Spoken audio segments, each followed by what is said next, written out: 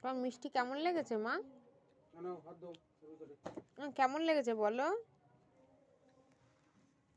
এবগো তুমি কি খাচ্ছ?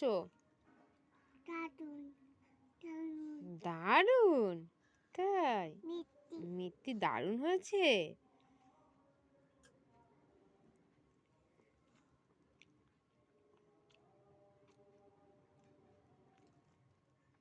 মিষ্টি খাচ্ছে, আস্তে করে খাও, আস্তে আস্তে খাও, আস্তে আস্তে। একটু জল দাও, হাত দাও,